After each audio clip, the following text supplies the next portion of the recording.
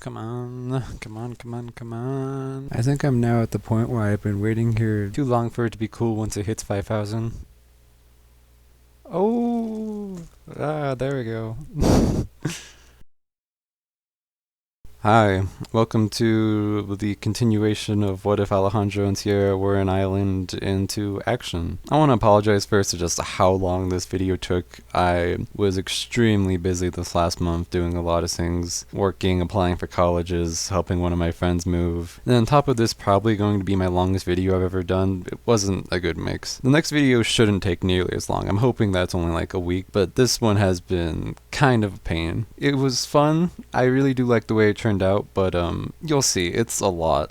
So that being said, I hope you enjoy it. And for the beginning part of the season where everyone gets dropped off in front of the movie set and Monster Cash, there isn't much to talk about since it's a pretty generic scene of just everybody around there asking where Chris is, how the season is, meeting each other again, yada yada. And honestly, none of Monster Cash really matters in any significant way. Not only is it a challenge for nothing, but there aren't any interesting character dynamics I see happening here since they're all just the same as last season right now. So I'm gonna just kind of skip Monster Cash. I just don't really care for the episode in a story sense, which is what I'm covering, since it's treated as an introduction, because that's all it does. It introduces the cast and the theme of the season, but nothing of actual importance really happens there. The only real things to note from Monster Cash are that Duncan and Courtney would be in kind of a rival state, since Duncan's still mad at Courtney for abandoning him in the special episode. It's not like a serious hatred or anything, but he just doesn't trust her, so there's kind of like taunting, hate each other, kind of like Alejandro and Heather, you know, it's just that sort of stuff. Because Duncan is still really into Courtney, kind of like the original action season where he has a constant conflict of Courtney being really hot and being attracted to her because of her attitude, but also being so aggressive that she's kind of a pain in the ass. So they're kind of like in a back and forth sort of thing. Katie and Sadie would still be fighting, except now Katie is actually trying to apologize to Sadie for what she did, but Sadie doesn't want to hear it as she just avoids Katie all day. Also, Owen states openly in confessional that he has a crush on Izzy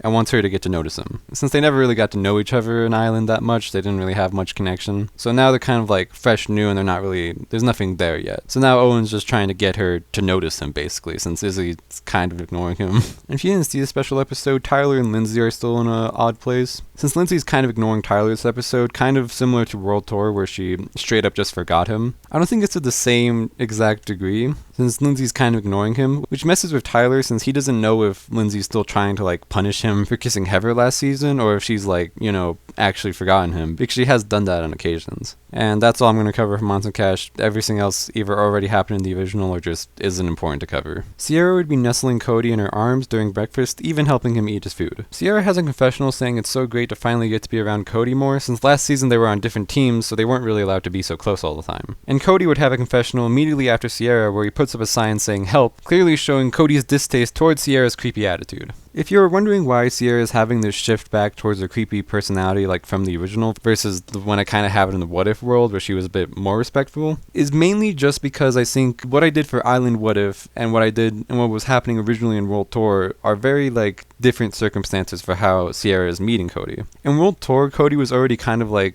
popular sensation that had a large following, including Sierra. So Sierra was stalking him during all that time. She talks many times about how she stalked him. So Sierra in a sense kind of somewhat created a parasocial relationship with Cody. Well, even though Cody didn't know her, she still was kind of under the impression that Cody loved her because she had been so obsessively developing, manifesting this idea that they're together, which is also kind of why I think like Sierra was really, the second World Tour starts, she's already kind of like under the impression that they're a couple. She doesn't really ever like ask Cody like if she's actually into him or ask him to be her boyfriend. She just kind of like assumes it's happening. So you compare that to the Island version where they just got there and Sierra knew him for like a day. She doesn't have all that prep time beforehand to kind of develop a parasocial relationship with Cody. So in Island, she was actually a lot more conscious about like getting Cody to like her since she hadn't had this time to manifest that he likes her. She actually had to kind of like develop confirmation from Cody. However, she's still crazy like she was in World Tour. The difference now is that Sierra and Cody are dating. So Sierra kind of goes back into this mindset of like they're together now, which makes Sierra act like herself. Because when she was getting the talk from Bridget last season about how to act more respectful to get Cody to like her, it wouldn't like go through Sierra's brain that that's the way she has to act the entire relationship, you know, the entire duration. She just thinks that's like the courting part, you know, where you have to get him to like you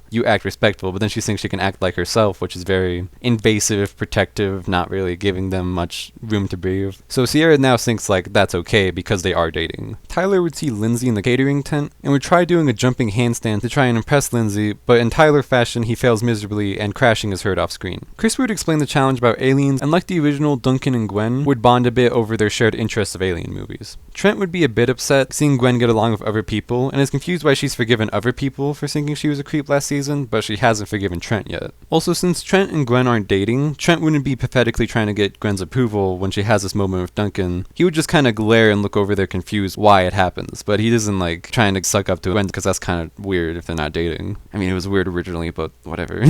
Now, originally in this challenge, everyone in this cast kind of travels in one big group until they actually get inside and then some other groups break off. But, like, for right now, basically everybody's traveling together, and I don't really see anybody who would, like, break off. Maybe Alejandro, but, like, where would he go? They're all heading the same direction, so they would all travel together going inside the alien movie set. It's just when they get in there, then groups will break off later. And as everyone's traveling together, Katie would try apologizing to Sadie again, but again, Sadie ignores her. Katie groans, feeling like she isn't making much progress, as Justin comes over, asking Katie if she's alright. And Katie says she's really upset since her and Sadie fight a lot, but they always usually get over their fights relatively quickly. But now it seems like Katie really struck a nerve. Justin tells Katie that Sadie probably just needs some time and that she should give her a break. Katie looks up at Justin and seeing how considerate and handsome he is, she pulls him in for a kiss as she has a confessional saying that Justin is right and she'll give Sadie some more time. Besides, she's finally on the show as a couple with Justin, which is all she wanted last season, so she takes advantage of this time with him before the teams are made in case they get thrown on different teams again.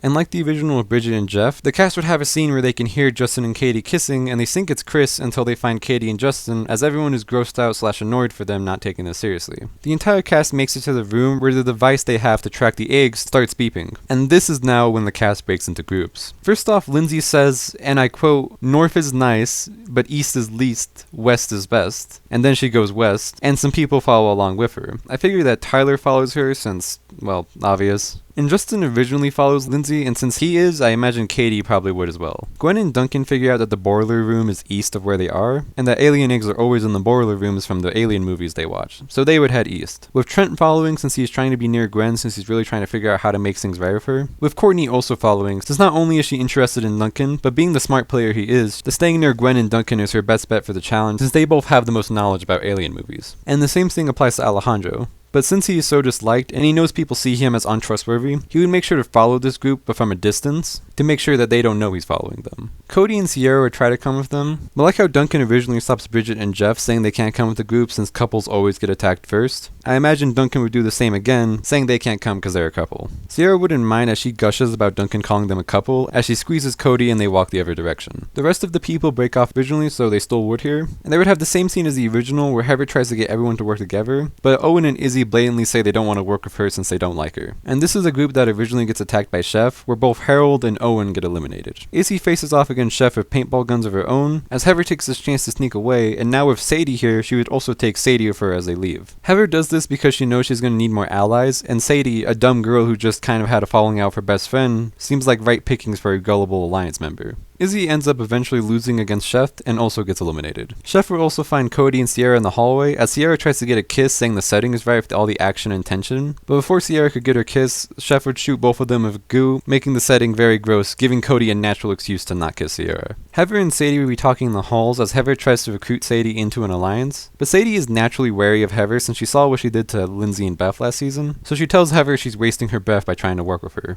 Chef would find Heather and Sadie, and like originally he would shoot both of them, and when he shoots Heather, her wig falls off and it falls through the floor grates, causing Sadie to giggle at Heather's bald head, while Heather's face gets red. Lindsay's group gets lost in a room as Lindsay wonders how they got there. Tyler says if they knew how they got there, then they wouldn't be lost, and Justin agrees, saying what he said. Lindsay calls Justin so smart, making Tyler annoyed as Justin only said the words he agrees with Tyler, so clearly that meant she initially heard what Tyler said. So Tyler gets mad at her blatantly ignoring him in this chain.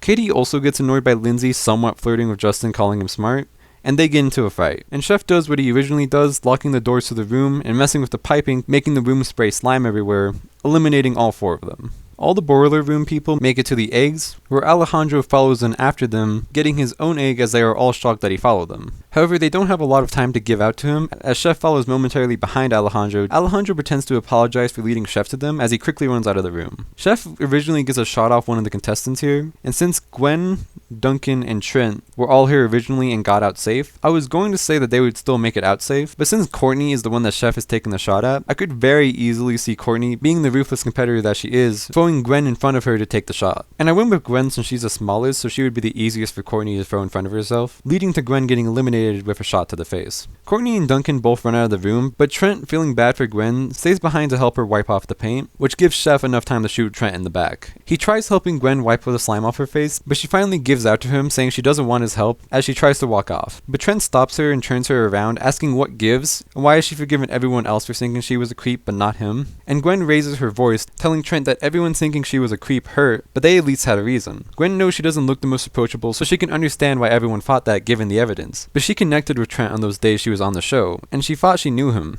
and she also thought that he knew her. She was really hurt that he actually thought she did all that even after getting to know her, even going as far as saying that she thought what they had was something bigger than the friends, bigger than this game, and to find out that wasn't true hurt more than anything else. And Gwen walks out of the room as Trent feels terrible. Once Courtney, Duncan, and Alejandro get outside, Chris does what he does originally, dropping a slime bomb on the 3 competitors left. Alejandro, not expecting this, gets covered in slime and is therefore eliminated. Courtney and Duncan both see an egg and assume it's the last egg that survived the bomb, so Courtney kicks Duncan in the balls as she quickly grabs the egg and makes her way to home base. Courtney apologizes to Duncan as she runs by him, but it's a bit of a snarky apology since she doesn't really care. Duncan is angry and in pain on the ground, but looks over to see another egg, prompting him to smile and get back up. Courtney gets back to home base first with her egg as she celebrates thinking she won the challenge solely, as people start to question what happens now since the winners of the challenge were supposed to be the team captains, but if Courtney is the only winner, people are confused how that'll work. But Duncan walks up with a second egg in his hand, saying they don't have to worry too hard, and even tells Courtney that she can't break him that easily, princess. Now to end the episode, the double vote round. I'm not going to treat this like how I normally do, or I do with people trying to go around to get their people voted off, or figure out who they want, or make like packs to vote people off. I'm just going to kind of go by group consensus, since like, how is anybody really supposed to make an alliance, especially if there's no teams yet? Because you could be making an alliance with someone who's going to be on the other team, and that'll make you a target moving forward because you're going to have allegiance to the other team, so then the team you're on is going to want you gone. So I don't think anybody would really want to take that risk. So it's just going to kind of be like a group consensus of who I think people would want gone the most. And since Jeff and Bridget were voted out originally for constantly kissing all the time, and now Justin and Katie have kind of taken over that role, I think Justin and Katie would be the first 2 boots of the season. Katie would say goodbye to Sadie, and Sadie would give her a hug and say goodbye, but it's more of like a common courtesy hug, but Katie assumes it's a friends making up hug and asks if it means Sadie forgives her, but Sadie just looks to the side and wishes her and Justin a nice trip. The episode will start with Duncan and Courtney choosing their teams. Courtney is very competitive, and obviously Duncan has never really been like a,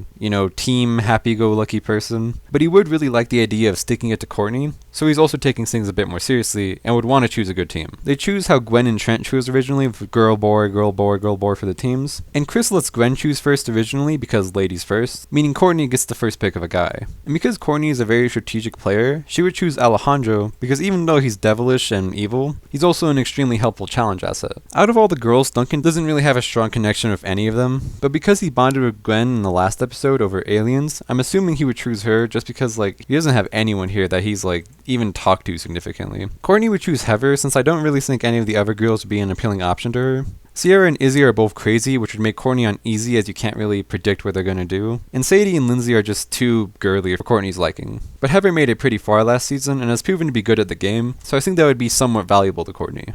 Alejandro would poke fun of Heather as she walks up to them, saying her bald head looks very shiny today, and in response Heather would blow a raspberry at him annoyed. Duncan's options for guys aren't necessarily great. I think he would view most of them as not very helpful. Cody, Harold, Tyler, but even with Gwen begging him not to, Duncan would choose Trent, since he was last season's finalist, so he's clearly good at the game and he can prove useful to the team. Trent doesn't talk to Gwen when he walks up to the team, since he understands she just wants to be left alone and is upset that he even got on the same team as her, since he wanted to respect her wishes and leave her alone. Now, as I just said, the options for guys aren't exactly great, but both Heather and Alejandro were impressed by Cody last season. He was the one who orchestrated Alejandro's elimination and worked with Heather a bit after the fact. So since there are no good options for guys, Courtney would take Alejandro and Heather's advice and choose Cody. Duncan, again, isn't really close to any of the girls, but I guess he would go with Izzy, since she does have a sometimes valuable skill set. Cody would beg Courtney not to choose Sierra, and Courtney asks why she wouldn't do that since there's no incentive, and Cody says that if Courtney doesn't choose her, then she owns his vote for the first time to go to elimination ceremony.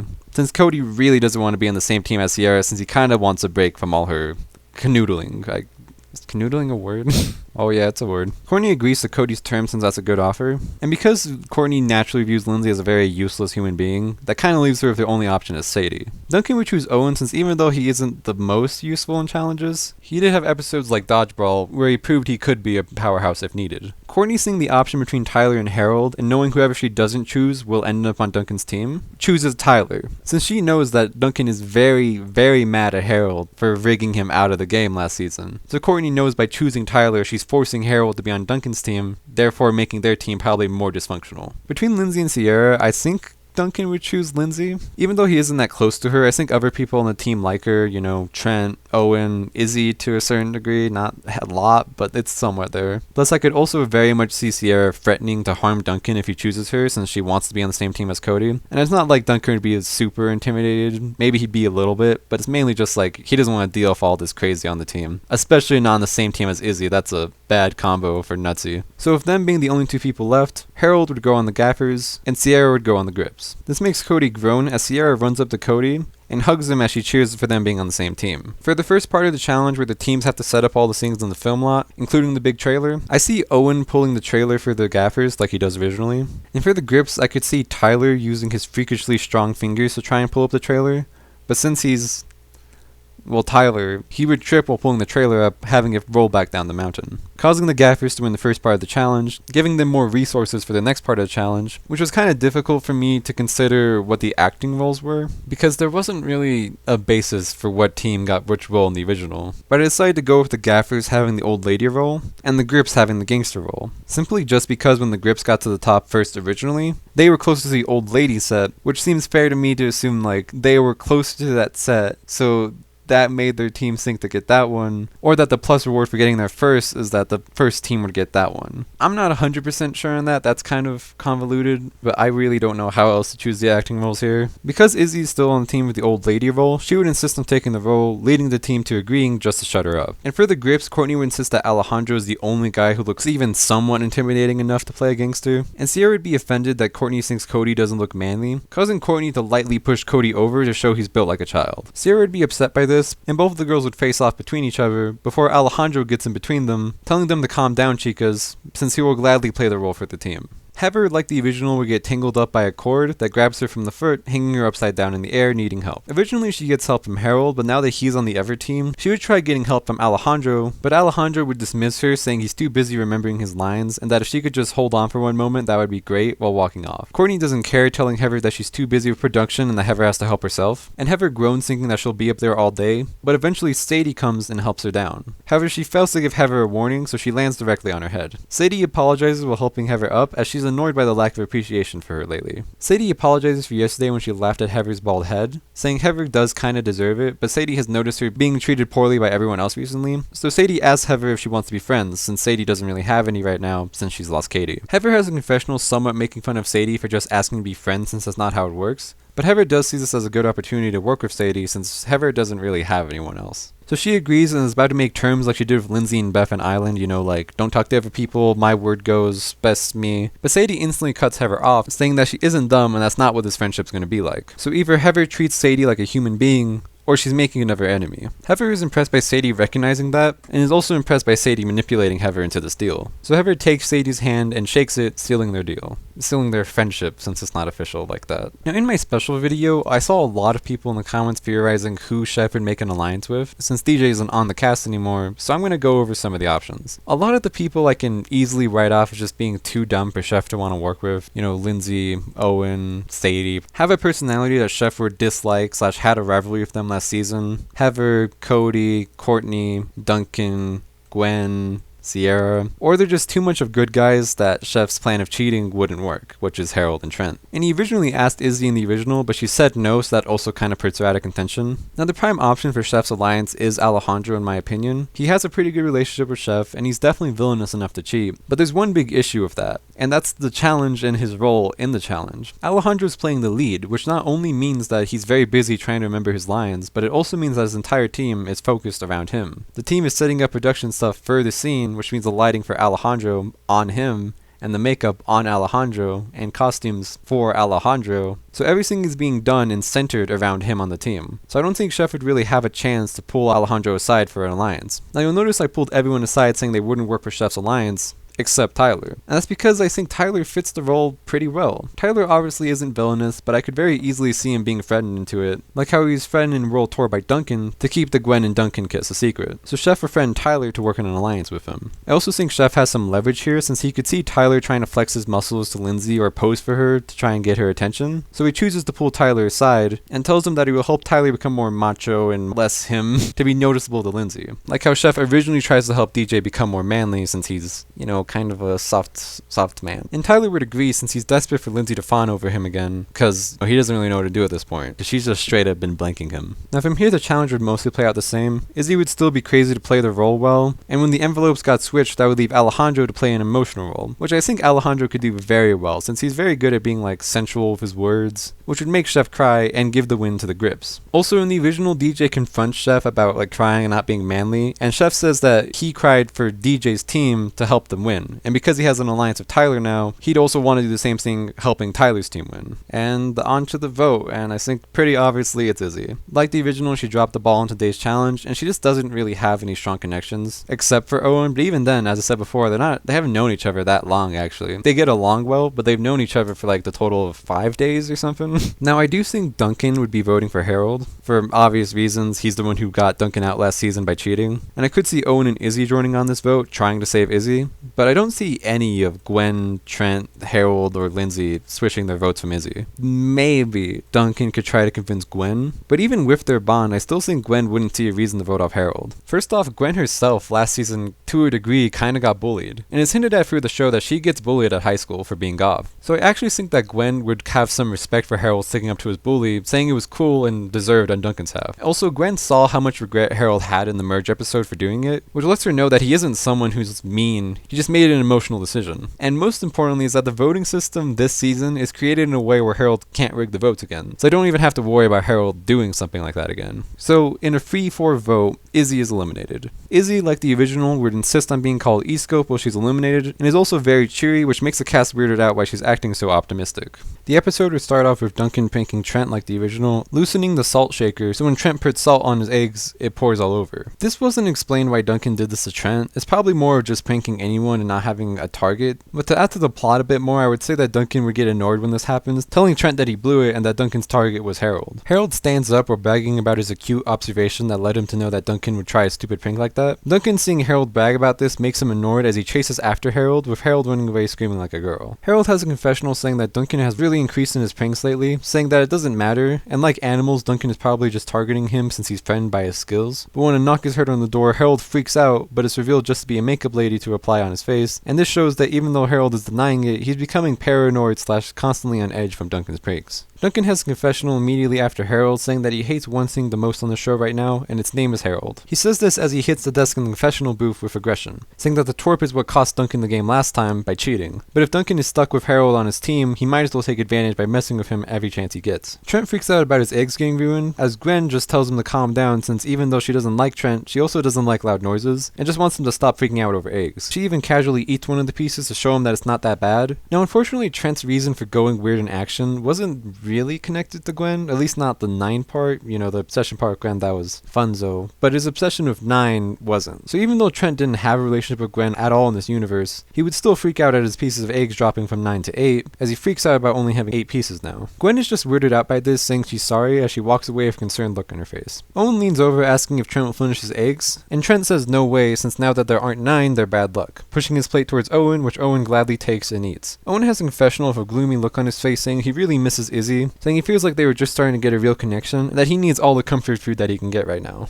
Heather and Sadie would be in the girls' trailer together, actually bonding as friends. Obviously, it isn't like a full 180, best friendship, but with Heather mentioning in the Island special to Harold how she used to struggle socially and doesn't like being the mean girl, I think Heather would enjoy being part of the girl talk with Sadie, since it makes her feel included in a way that she never really was. And I think Sadie would just enjoy talking to Heather, a very different personality from Katie, being a bit more witty and clever with her comments. So they have a natural connection with them bonding together, talking loudly in the morning. This annoys Courtney, who's trying to get some sleep. She tells them to try and quiet down, but they don't hear her as she continues chatting, eventually just leading to Courtney leaving the trailer. As Courtney leaves the trailer, she would see Duncan banging on the guy's trailer door, telling Harold to open up and face him like a man. Harold yells from the other side of the door that turtles hide too, and this is how they overcome the lion. Duncan is confused by his comparison of them to animals, since Duncan obviously isn't bullying him for the reasons that Harold says, like he's big man animal, he's attacking me because I'm animal, threatening his power. So Duncan just gets confused by it, but before Duncan can question it, Courtney speaks up from behind him with a big grin on her face, saying that he's already terrorizing his team. What a leader. Duncan says he leads with fear, which gets things done, as he points to the girls' trailer where Sadie and Heather can be heard laughing. Courtney gets flustered by Duncan implying that she isn't an influential leader, saying that she was a CIT and her team won yesterday, so he shouldn't be so cocky. Duncan says he likes it when she gets feisty, which prompts Courtney to make a barf sound while walking off. With the first challenge where the competitors have to stay on a surfboard, the first competitor would stay the same. Harold would be nudged forward by Lindsay's sunscreen icicle, and Harold would cower off the surfboard to save, and I quote, his buttocks, to reserve his mad skills. Heather would have the same remarks, making fun of Harold, as Sadie and her would giggle at her comments. I see Tyler going next for the grips, since he's always looking for a chance to prove his athletic abilities, meaning he gets the same obstacle as Lindsay originally did, which was creating a really windy environment, and like Lindsay, who'd be flung off the surfboard into a wall while yelling extreme. Owen would go next for the gaffers, and like the original, cause fat jokes, he would break the surfboard and fall into the water, causing the sharks to be launched out of the pool. Courtney would go next for the grips, saying that the sharks got launched out, and would think that it'd be easy for her to stay on the surfboard with no sharks. But like Gwen originally, she would have Steagle shot at her, shocking her and resulting in her falling off. Lindsay would go next for the gaffers, and wouldn't succeed just because she's Lindsay, and doesn't have the agility required to dodge the seagulls. For the grips, I think Alejandro would go next, since Sadie and Heather are too busy talking with each other, and Sierra would insist that she continues hugging Cody to keep him warm because they're in a very cold room, because coolers. Yeah. Obviously, Alejandro didn't compete in this challenge originally, so I can't say with 100% certainty that he'd win this challenge. But there are plenty of scenes where Alejandro shows his physical and agile prowess, so I feel comfortable saying Alejandro would dodge all the obstacles and could also easily seduce the sharks, meaning he wins the first part for the grips. I mean, not that it really matters, this is a reward challenge, so even if he doesn't win and say it goes around more to Duncan and Duncan wins it doesn't. It's a reward challenge.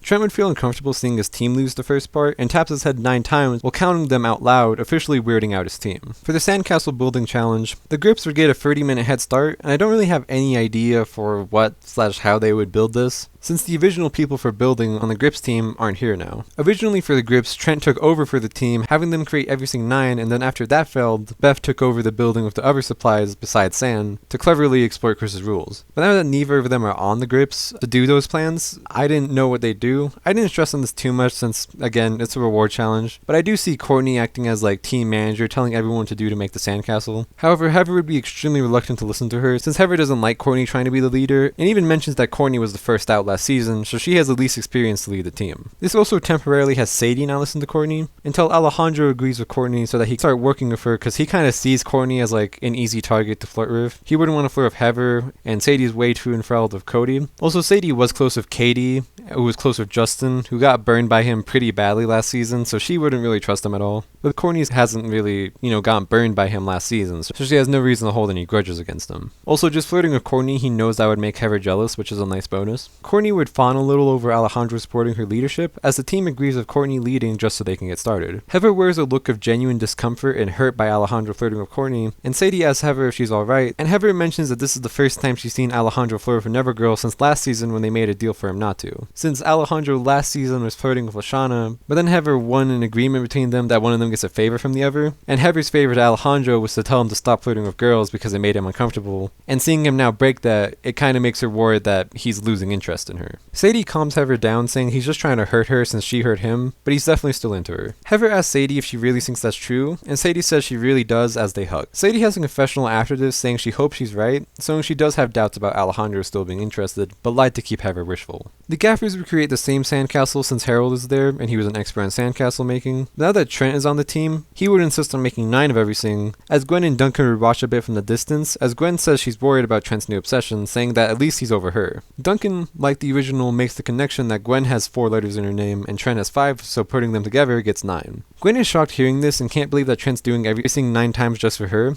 like the original. However, Gwen is a little bit more cautious to instantly assume this is what Trent's doing, since she herself got burned last season by people quickly assuming, she was a creep without actually really knowing her. So Gwen isn't too hasty to believe this, that Trent is doing it for her, but it definitely does kind of put the thought in her mind and makes her a bit worried. Like the original, Seagulls would break Harold's sandcastle, having the Grips win the challenge, and since the Grips won both parts of the challenge, they don't have to go to a tiebreaker, meaning they just win the beach reward, and yeah. Alejandro would again praise Courtney loudly for doing so well, to make Heather jealous, and as he does this, Duncan also notices this and sees Courtney with Alejandro, and he isn't like that at all, starting to dislike Alejandro. Heather and Sadie are struggling in the heat, as Sadie even shows Heather her sweat that covers her body everywhere. Heather is grossed out by this and tells Sadie she should switch into a new pair of clothes, and says while they're on the topic of clothes, Heather rummages through her bag and pulls out an outfit that could fit Sadie. I won't say exactly what the outfit is, since I feel like that's a bit more up to interpretation, and I imagine other people would probably have better ideas for an outfit for Sadie, but just to fill the void for now, I imagine it's something like a long-sleeved white blouse with flowy tan-colored plants. Heather says she found the clothes in the makeup closet and thought it would look good on Sadie, while handing them to Sadie. Sadie looks at them for a bit and then looks back down at her own outfit and has a troubled look on her face. Even though Sadie had a big fight with Katie, she isn't 100% on changing outfits, since their matching outfits with Katie represents their shared bond, so by switching into different clothes, Sadie feels like she is fully disassociating from Katie, which she isn't sure about yet. So Sadie thanks Heather and says the outfit is really pretty, but Sadie needs some time to think about it. Heather pretends to not be upset about this, saying it's no worries and she can take all the time she needs, but Heather does look a little annoyed that Sadie is still thinking about Katie. Cody would be in the mail trailer as Tyler is about to walk out, asking Cody if he's going to go outside soon since it's hot inside the trailer because the heat is stored up in there. Oh, and also it was really hot and humid in the beginning of the episode because plot. Cody says he's fine as Sierra can be heard loudly knocking on the door, asking for Cody to come out already. Cody has a confessional saying that Sierra has started following Cody everywhere. Luckily for legal reasons, production has to enforce gender-specific areas, meaning Sierra isn't allowed in the mail trailer, so as long as Cody is in there, Cody is safe from Sierra. Sierra has a confessional after Cody saying that her relationship with Cody has been going so great, but there's still a little uneasiness that Sierra senses from Cody, and she knows why, saying that it's because they haven't had their first kiss yet, and once that barrier is broken, they can be full-fledged dating, ending her confessional with a giddy internal scream. Tyler tells Cody that he should just tell her that he wants space, but Cody's really unsure of how obsessive Sierra has been lately if she'd listen, or if she'd take it correctly. Tyler, being the helpful guy he is and with the perception that he's strong, he would tell Cody that he'll help him out, and walks outside to send Sierra away. He can be heard telling Sierra to back away from the trailer, but then he is heard yelling as Sierra beats him up for trying to get her away from Cody. Cody has a mortified look on his face as he hears Tyler's yelps of pain, and it comes to the challenge where Tyler is beaten badly as he leans over to Cody, telling Cody good luck with all that, because Tyler's outie outie. Because the Grips won the last challenge, Chris tells them that they have to send a member to try and land on the horse first, and Cody, wanting some time away from Sierra, whispers to her that she would look really cute on that horse's back, causing Sierra to panic and put her arm up to volunteer first. But Chris, wanting to cause discomfort for Cody, since it makes better TV, would quickly change it for 2 volunteers to go up first at the same time, and because no one else dares to raise their hand to go with Sierra, knowing she'll freak, Cody is forced to volunteer with her. Sierra would tell Cody to go up the ladder first, saying she wants to have a nice view on the way up, which grosses out Cody as he reluctantly goes first. Cody has a confessional saying that maybe Tyler is right if he just tells Sierra that they need to slow down, then maybe she'll listen, and not freak out or act crazy like she has been for the last couple days.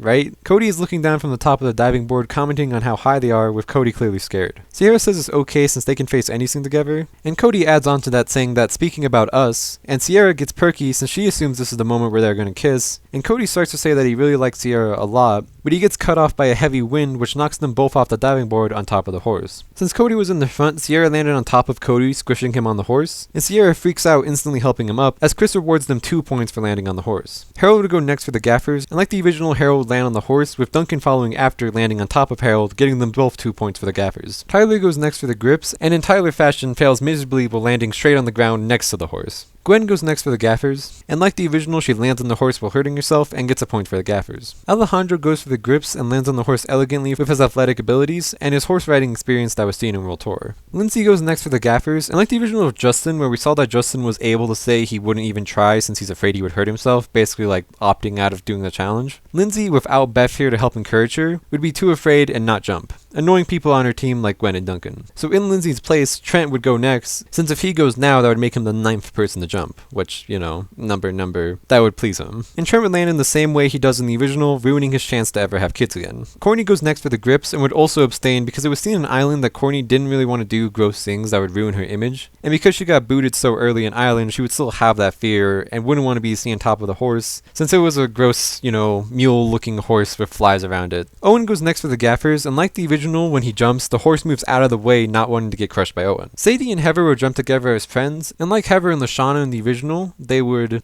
And when this happened, Sadie's pants would rip on the wind vine, making her fall on top of the horse, giving the grips the win for the first part of the challenge, allowing them to be cowboys for the next part of the challenge. Hey, editing version of me here. I noticed something when I was getting this scene for the video that Lashana actually didn't initially land on the horse. And while writing this, I said that Sadie landed on the horse because I thought that Lashana landed on the horse. So that actually means that Sadie wouldn't have got a point here, which is the point that gave the grips the win, which actually means that the grips and gaff would be tied after this. Now luckily this actually doesn't change anything because the tiebreaker was something that was already explored in the original, and it was going to be that each team was going to choose one representative to have a cowboy standoff with water guns, but Owen drank all the water from the water guns, so Chris wasn't able to do it. So I think that would still happen here where the teams would go to a tiebreaker, but then Owen would drink all the water from the water guns, and because Chris is annoyed because Owen ran the tiebreaker, he just automatically give the grips the win to the first part of the challenge. So nothing changes here, but I just wanted to clarify and fix that because I noticed that, and luckily it didn't cause any big hole in the plot and something to change. Alright, back onto the video. I see the grips pretty easily being able to capture Lindsay and Owen, because both of them aren't exactly agile or quick, and originally at this point the gaffers found some rope of their own and were able to turn the tables by tying up the cowboys. So I do think that the rope would still be there and the gaffers would try to tie up the other team, but I don't think they could successfully do it. Originally the people they had to tie up weren't exactly difficult to. Owen was already really tired from chasing, Justin gave up instantly so he wouldn't damage his body, Trent was throwing the challenge, and Lindsay and Beth aren't exactly quick or agile people. But now the people that they have to tie up are a lot more challenging. Sure, they could get Tyler easily, and I don't think Sadie or Heather would prove too challenging, but Sierra and Alejandro are really aggressive and really athletic, and I can't really see a way that either of these two get tied up. So even though the gaffers try to tie up the other team, they would still all get tied up first and have to go to elimination. Leading into this vote, Gwen and Trent would run into each other like they originally do to break up. Except this time, Gwen wants to talk to him about something else since, you know, they're not dating. Trent is a bit shocked that she wants to talk to him and taps himself on the side 9 times. Gwen is shocked to see him do this again, being a little creeped out because of Duncan's explanation for Trent's doing 9 time for her. But like I said earlier, she experienced people judging her too quickly last season, so she would just quickly grab Trent by the shoulders, freaking out and asking Trent why he's doing that, and saying that it can't be for them. Trent is extremely confused at how she's connecting it to them, but Trent clears the air saying it has nothing to do with her, even pausing for a second before he decides to tell her the whole story of his grandpa giving him the tour train with 10 wheels, and when he died, one fell off, making his lucky number 9. Now originally this was kind of dumb, since Trent had never shown this 9 obsession in Island, so even though it was never said, to tie up this kind of loose plot hole, I'm gonna have Trent say something like his grandpa was a movie director, so being at a movie set is what flooded his brain with this needing to resolve his trauma by doing everything 9 times. Gwen is touched and feels terrible for thinking that Trent was just a weirdo for her. She tells him that she's sorry he had to go through that, and she's touched that he feels comfortable enough to tell her that. Trent says he feels comfortable since he still really likes her, and he knows things have been difficult with them, but he would really like it if they could just start over. Gwen smiles, saying she was already starting to forgive him since even though she was hurt by what he did, realistically it made sense. She was just hurt. Besides, she's gotten some more time to know him, and she knows now it wasn't personal that he thought she was a creep.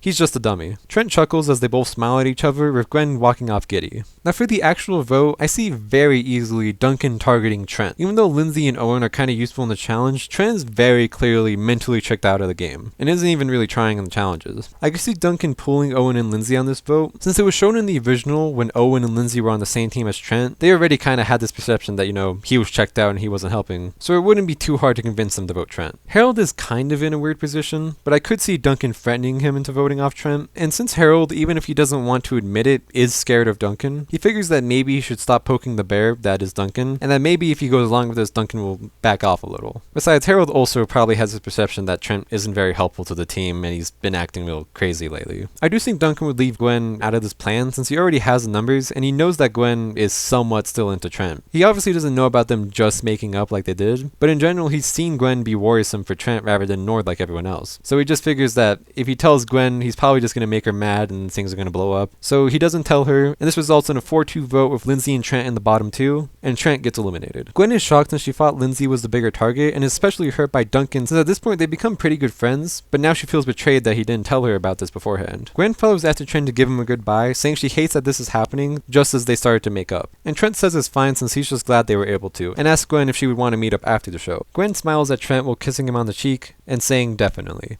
I won't talk about the aftermaths massively in depth with every line and whatnot, but I figured that they're still interesting, so I'll briefly cover it. Before any guests are covered, I would like to briefly discuss the host, and that's just for one reason. Someone in the comments of my special video talked about the idea of Justin and Katie.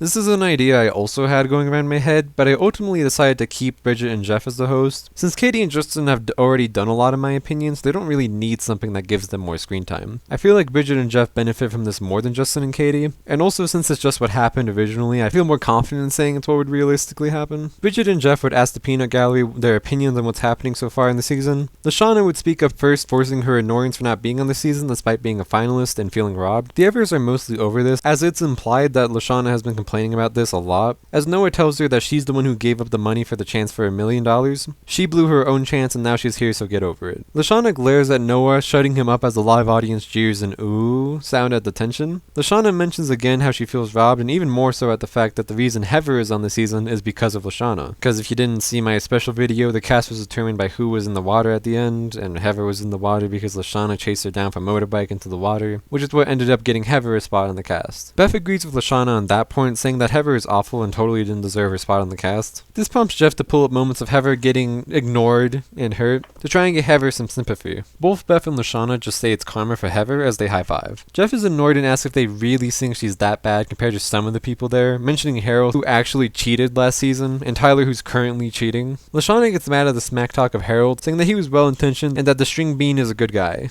Jeff teases her for defending her man, even making kissy sounds, which really makes Lashana mad as she tries to beat him up, but everyone holds her back while the audience cheers. Bridget whispers to Jeff why he's being so mean, and Jeff just tells Bridget to give him a break since the crowd clearly loves it. DJ makes a comment about Tyler's cheating, saying he's disappointed in Tyler using Chef's illegal help, and his mama would never let DJ get away with that, as the audience cheers, seemingly agreeing with him. Ezekiel stands up and says, well, they're talking about bad people, and he pauses as which the audience starts to boo at him. Ezekiel pulls out a piece of paper from his pocket. As he reads from it, well, it's essentially apologizing for what he said last season. And now he sees that he was completely wrong, as he even praises women, calling them mildly intelligent and stronger than men. This prompts the audience to cheer for him, as most of the cast also claps for Ezekiel, but Jeff presses the loud buzzer multiple times, annoyed since Ezekiel cut into the time for the next segment. The next segment is the typical aftermath segment that's gonna leave a mark, which is a compilation of people getting hurt. I won't cover the compilation since it's not story related. Just know that most of them are Tyler, because of course there are. The first guests are Katie and Justin. Jeff starts off by grilling them for not being focused on the game and kissing so much, which neither Katie or Justin are bothered by since it mattered more to them to be together than to play this awful game. Bridget thinks this is sweet and gives them both a warm welcome, so she's good friends with Katie and is happy that she's still with Justin. Jeff, still wanting to get under their skin for good ratings, mentions Sadie, saying Katie must have felt awful about how bad of a friend she was. Katie's in denial and gets mad at Jeff, telling them that they fight all the time and they'll be fine. Jeff then tauntingly wonders how Sadie will look in her new clothes that Heather offered her, as he plays the clip of Heather offering Sadie a new outfit, and Sadie considering it. Katie is pretty hurt by seeing this, especially since it's Heather offering Sadie them, but Katie is still heavily in denial, saying there's no way Sadie will accept that offer. Justin, wanting to help Katie, agrees as he stands up and leads Katie to the other couch, ending their interview while glaring at Jeff, saying not cool. Izzy's interview basically plays out the same, just a bunch of scenes for her to have a lot of comedic moments and oversharing everything, so nothing special there. Trent's interview is a lot different in the sense that there aren't sides to his case anymore, like Gwen's side, Trent's side, since since everyone is pretty understanding of Trent's situation, losing his grandpa expectedly caused some problems. Jeff asks Trent about how he feels about what happened in the game, and Trent says he doesn't feel great, but he really wasn't in the right mindset, so he isn't mad at his team, since him leaving probably was best for the team. Besides, he was able to patch things up with Gwen, so given his situation, he feels pretty good about how it all went. Bridget sympathizes with Trent, saying at least he didn't go crazy for his love as someone else on the season, while Jeff plays scenes of Sierra and Cody on the season, as Bridget is clearly displeased with how Sierra is acting. Jeff, wanting to get a reaction from Trent, asks him, as someone who is obsessed over Gwen, if he could weigh in his opinion on what's happening with Sierra. Trent gets offended by Jeff insinuating that he and Sierra are equal levels of obsessed, but Trent just kinda says that he doesn't really know Sierra that well, but this just kinda seems like who she is. Trent says that he feels bad that he didn't get a chance to help Cody out for this while in the season, since they are good friends, but he just really hopes that Cody is able to tell Sierra that this is too much and they can set proper boundaries. And with that, Bridget and Jeff close the aftermath as we move on to the next episode. The episode starts off with boys and girls being locked in their respective trailers. The boys' trailer scenes play out mostly the same, except Duncan I imagine to be hesitant with working with the other guys to escape since they're on the other team. He tries to play this off as just being the team leader, but it's obvious that he's still holding distrust against Alejandro from him flirting with Courtney in the beach episode. Alejandro begs for them to work together since they all really wanted to escape to avoid Owen's morning gas, which Duncan would reluctantly agree to. Tyler would also not be in the trailer because of his alliance with Chef. In the original, the guys noticed that DJ was missing from the trailer, but it's a common joke of Tyler that people forget about him. Obviously, it's most notably done with Lindsay, but other people have also done it before, so I don't really think that anybody would notice that Tyler is gone. Maybe Alejandro because he's naturally really observant, but because the boys scene is heavily centered around the guys freaking out to escape, since they really all want to avoid Owen's morning gas, I think Alejandro would be too stressed out by that to notice that he's gone, as well as everyone else. Tyler's training scene basically plays out the same as DJ's, except DJ liked it when Chef delegated him to cooking since DJ is a good cook, but I imagine Tyler would be more upset not seeing the point in cooking to help his training. This would cause Chef to get in Tyler's face threateningly, saying cooking something gross is related to the challenge today, so it's very important as he whispers into Tyler's ear what the first part of the challenge is today. The girls' trailer scenes start with Heather waking up and seeing Sadie in the outfit that Heather picked out from the last episode, and even taking out the pigtails in her hair to let her short hair flow down. Heather says she looks like a completely new woman, as Sadie thanks her, saying that she had to kind of switch out anyway, because yesterday when they both got hanged up on the weather vane, Sadie's pants teared, so she kind of needed to switch out anyway. Lindsay also compliments Sadie, but Heather pushes off Lindsay to the side, saying that she's from the other team, so she should back off. Lindsay looks around the trailer and realizes that Gwen is the only other girl on her team, so she approaches Gwen to make small talk. Gwen is not only not in the mood since she's suffering from claustrophobia of being stuck in the trailer, but also doesn't like Lindsay anyways, so Gwen quickly shoos off Lindsay, saying she doesn't have time for her as she paces back and forth around the trailer. This would make Lindsay shocked since she's always been liked by everybody, so seeing that Gwen doesn't like her makes Lindsay a little sad as she even recalls last night that Gwen voted for her. So this would make Lindsay start to try really hard to be friends with Gwen. For the beginning of the first challenge, each team has to choose a member from the other team to go in the prison cage to be fed gross food. However, when making this choice, they don't know what's going to happen to this person, what their challenge is, or if the choice is taking them out of the challenge. They just have to choose someone from the other team.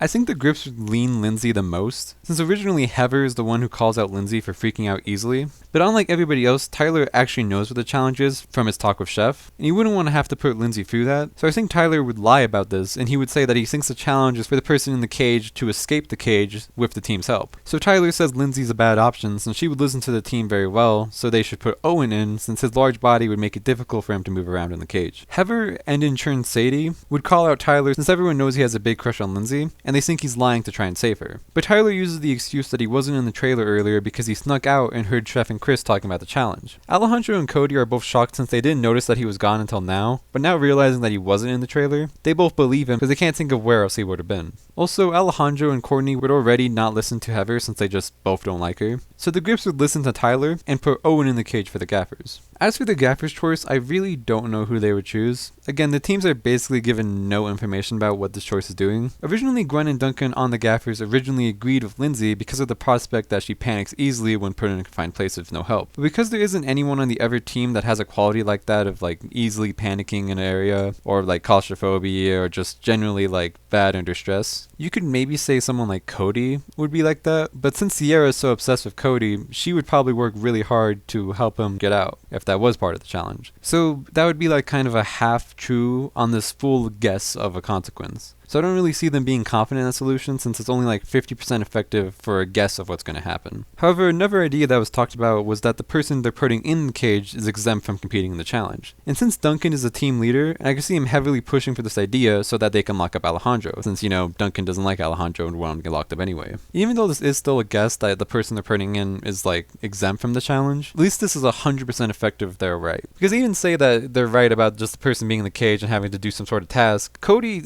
has shown to be crafty, so it's only like a 50% effective guess here. Meanwhile, if they are exempting someone from the challenge, it's 100% effective by getting rid of someone as strong as Alejandro in challenges. So the team would go along with this as they lock Alejandro in the cage. And since Alejandro has a weak stomach going against Owen in an eating competition, I'm very confident in saying Alejandro would throw up first, getting the gaffers the golden shovel for the next part of the challenge. Heather would poke fun at Alejandro for throwing up, but Alejandro just gives her the silent treatment as Heather gets awkward at being ignored and has a confessional asking why he's still holding a grudge, and she even shows some sadness at being ignored. Courtney would be fuming at both Alejandro and Tyler, Alejandro for throwing up so easily, and Tyler for having completely the wrong read on challenge. Everyone glares at him since it cost him the first part, as Tyler tries to apologize but is stumbling a lot as he can feel everyone judging him. And this outburst of Courtney kind of yelling at the team for messing up is kind of when we start to see more of like the CIT bossy Courtney that we see in later seasons. So now at this point she has kind of left her Courtney Island version, she's gone to her new later season bossy version. Chef catches Tyler by himself after the first part to scold him for completely throwing as Tyler admits he was in the wrong, but he just couldn't do that to Lindsay. Chef opens up a little, understanding what young love is like, before yelling at Tyler to get his head back in the game. For the next challenge, there is one pusher on each team to push their entire team through a mini prison course, and then dig a hole to get outside the prison. For the gaffers, it seems obvious that Owen would push, but in the original he was too lazy and laid in the cart, forcing someone else to push, and now since he's actually competed a challenge where he ate food, you could say he's tired from eating food, so that would force someone else to have to push the cart. And I don't really think anyone on this team would want to do it, but Lindsay seeing the opportunity to prove herself as useful to the team, and also mainly get Gwen to see her not as useless so that they can start to prevent each other more, offers herself to push the cart. It doesn't really help befriend Gwen, as it kind of weirds Gwen out when Lindsay tries to act chummy with her, but it does help the perception that she's lazy, which gets her some points on the team with Duncan and Harold, as she's at least trying to be helpful in challenges. Unlike the last episode where she gave up and didn't do the jump, so she kind of had this perception of being weak and not competing to challenges. I don't really have a clear idea for who would push for the grips. Sierra being creepy, I could see her pulling Cody into the cart to make out, since Sierra has still been on her goal of kissing Cody since last episode, and she sees this as a romantic setting because she's a weirdo. Courtney is too bossy to do it herself, and I don't see Heather or Sadie pushing, nor do I see Courtney making either of them since they wouldn't be very good pushers anyways. And that leaves it between Tyler and Alejandro, and both are very good options since they're both strong enough people to push it, and they both messed up on the last challenge, so this could kind of be their punishment, in Courtney's eyes at least. And I think Courtney leans more to forcing Alejandro to do it, since Tyler is notoriously clumsy, so he could run into a lot of the obstacles on the obstacle course, slowing them down. So Courtney forces Alejandro to do it, and Alejandro, still trying to work for Courtney, agrees while flirting with her more. Now you'd think Alejandro would get a substantial lead at this point with the pushing, but in the original, Lindsay was actually decently quick considering she was pushing Owen. She was able to pass Gwen in the original and Gwen stalled for 8 seconds. And this could be enforced with Lindsay even more since she's still trying to get on Gwen's good side and want to press her. Plus in the original, Lindsay had just thrown up from the last challenge, so now Lindsay's kind of more rested. Also, Alejandro has to push 6 people as opposed to Lindsay's 4. Now I'm not saying that Lindsay would beat Alejandro, I still do think Alejandro would get through first, but I still think Lindsay would arrive on the other side of the obstacle course shortly after Alejandro. So the grips only have a 30-second lead or something. Once the grips get to the X, Courtney asks where Cody and Sierra went as she hears kissing from the bottom of the cart. She sticks her hand down and pulls up Cody with hundreds of kiss marks around his body. Sierra gushes saying they finally had their first kiss as Cody interjects saying their first 1,000. Now considering that the teams are pretty close to this point, I think the gaffers win pretty handily because of the shovel. Digging with a shovel versus just hands is obviously a massive difference. And even though the grips have more people, it doesn't really matter because only one person can dig in a hole at a time. If more people were digging in the hole, that just makes the tunnel wider, but they can't dig preemptively. Say Sierra's at the front of the tunnel, Heather can't also exactly dig at the front of the tunnel at the same time. I mean, maybe if they squeezed, together, like in same line, they could do 2 people, but that's still not nearly as fast as a shovel. Now, I did consider if Sierra could help significantly, since we saw in All-Stars that she dug really fast when she was envisioning digging for Cody. But the problem with that is that Cody is here. She sees Cody is on this side, so she wouldn't be able to kind of trick her brain into doing that, because Sierra is crazy, but she's not like straight up delusional or crazy enough to like have her eyes deceive her. She sees Cody's on the side, so the motivation to do it just won't be the same. So the gaffers would win the challenge, and like the original, Izzy would return here on the technicality of them voting off E-Scope, and she joins the winning team, which in this case is the gaffers. Owen would be ecstatic at Izzy coming back, while the gaffers would all be extremely annoyed at her return. Alejandro would pull both Tyler and Courtney to the side and offer his condolences for costing the team the challenge, but insists that they must vote out Heather. Alejandro clearly does this since he wants to get revenge against Heather for disgracing him last season, similar to how he does with All-Stars, where Heather disgraced him in World Tour. He wanted to get his revenge. Courtney would be hesitant since she's still mad at Tyler for throwing the challenge, but Alejandro insists that they work together, even saying they should create an alliance since they are the hardest working people on the team, and also they are unfortunately somewhat on the outs. Since Cody and Sierra come as a pair and then Heather and Sadie come as a pair,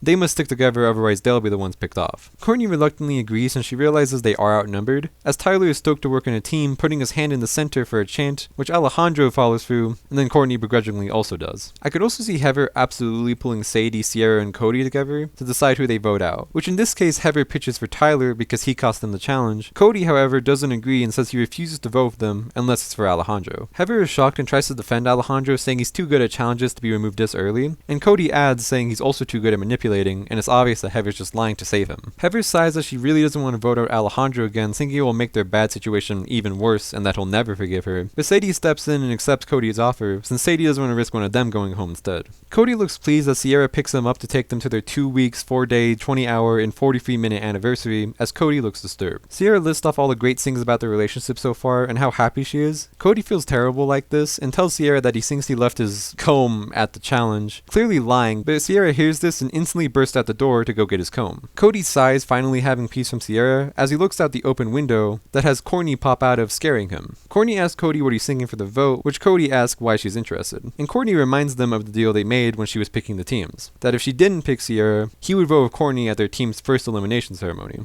Cody quickly points out that Sierra is on their team, but Courtney says she didn't choose her like their deal stated. Sierra was forcibly put on their team since she was the last girl. Courtney followed through on her end, and if he wants to prove that he isn't a sleazeball like last season that started working with Heather, then maybe he should start considering keeping his word when he says it. This gets to Cody on a personal level, as he still has some guilt for working with Heather on the wrong side against his friends last season. And at the elimination ceremony with the bottom 2 of Heather and Alejandro, in a 4-3 vote, Heather is eliminated. Sadie, Heather, and Sierra are shocked since they thought they had the numbers, as Sadie starts demanding to know who flipped, which Cody doesn't lie about since he doesn't want to lie anymore. Sadie loses it at Cody, about to charge him, before Sierra intervenes, stopping her. Sadie yells at him for not voting Alejandro like the plan was, and Alejandro, hearing this, realizes that Heather voted for him, so he gives her an unceremonious goodbye as Heather glares at Cody. Heather is stopped by Sadie right before the limo, who gives her a hug before she leaves, as she pulls out a different wig that she found for Heather to wear, saying it's her way of paying Heather back for the new outfit.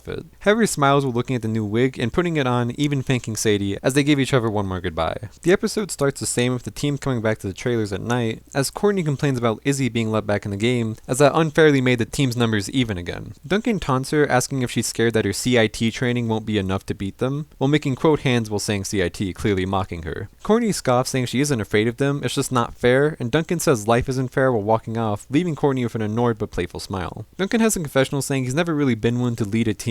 He's always been more of a lone wolf, but if it means he can have a reason to get under Courtney's skin, then he's taking a liking to it. Chris comes and gives the team's med books to read like the original, and Izzy and Owen would get along great like the original, as Owen is really happy that Izzy's back. Tyler would be punished by Chef for letting his feelings for Lindsay in the last challenge almost cost him by having him make all the pizzas for everyone to eat. Sadie will pull Cody aside and be angry at him for flipping last night, asking him why he betrayed her, and Cody apologizes, saying he didn't mean to, but he had a deal with Courtney that he would vote with her for the first round, and he just wanted to keep his word. Sadie gets more mad at this answer, asking what about the word he kept to her and Heather, and what could Courtney have possibly done to get them a deal. Cody tries avoiding the conversation since he doesn't want to reveal why, but Sadie presses on him until he cracks, and tells Sadie that he didn't want Sierra on the team. Sadie is somewhat understanding of that, but at the same time is mad, since Cody's reason for voting with Courtney was that he wanted to be honest, but he's deliberately not being honest with Sierra. Cody feels shame as he knows that Sadie's right, but before he can try to explain himself, Sadie just tells him that she hopes he's happy with the friend he made in Courtney, because he doesn't have a friend in Sadie anymore. The gaffers have a study session with the medical books organized by Harold, but Duncan doesn't feel like it's necessary since they know it's a reward challenge, and he also just doesn't want to listen to Harold, so he walks out, and Gwen follows shortly after. Duncan tries to talk with Gwen as they both walk away, but Gwen just starts speeding up saying she doesn't want to talk to him, which makes Duncan annoyed. Gwen has a confessional saying Duncan voted off Trent behind her back, and he wants to act like it didn't happen, but it's not cool, and Gwen really doesn't like him right now. Duncan has a confessional saying it kinda sucks that him and Gwen aren't really friends anymore, but he doesn't know what she wanted from him since Trent was a full-on nutcase. The first part of the challenge doesn't really matter, since it's just kind of the setup for the next part of the challenge where everyone starts getting symptoms, so I'm just gonna skip the first part. It was basically like Chris asks trivia, then they jump into a pond to get parts of a Chris to reanimate the body, but it doesn't matter because it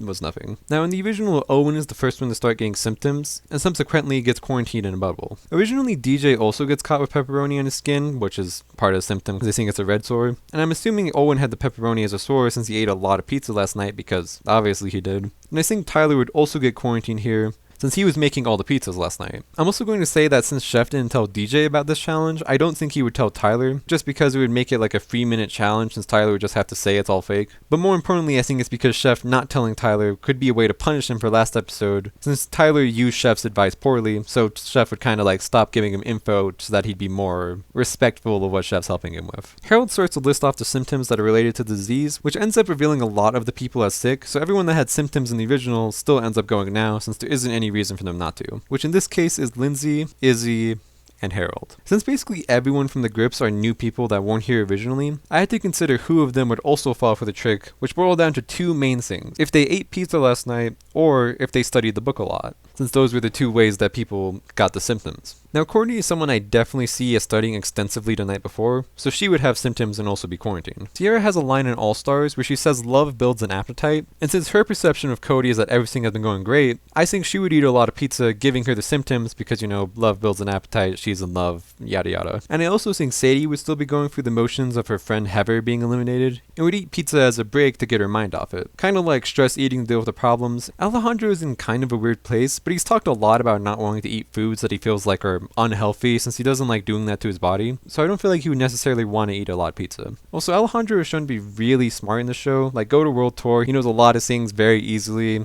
world history, geography, he made a dinosaur skeleton just from memory, so I don't really think he'd have the need to like want to study, because he doesn't really give me the vibe of someone who like works really hard to be knowledgeable, like studies for tests. I think he's just naturally really smart. I'm not 100% sure on this, but I think there was something that confirmed that Alejandro has a really high IQ. I don't remember the exact number, but I'm pretty sure that exists, so Alejandro wouldn't study since he just doesn't feel like it's necessary. Cody's also in a bit of an odd place, but he's a pretty small guy, and with Sierra eating a lot of pizza, I don't think Cody would really be in the mood watching her devour food. And I think Cody is smart enough to read the names of the disease in the book and stop pretty shortly, because it's revealed in the first part of the challenge that Chris switched some of the names of the diseases because he thought it was funny. But Cody, already being annoyed and on edge, would read the clearly made up names in the book and just get more annoyed, opting to stop reading since he kind of feels like it's just a joke and a waste of his time. Gwen is also someone who wasn't here originally, but since she left with Duncan last night before studying, I imagine she wouldn't have had too much pizza or studied for the symptoms, just like Duncan, so she's able to avoid the symptoms like this. As the four who aren't infected start to help the others with the sickness, they all start to realize that it's fishy that the four who didn't study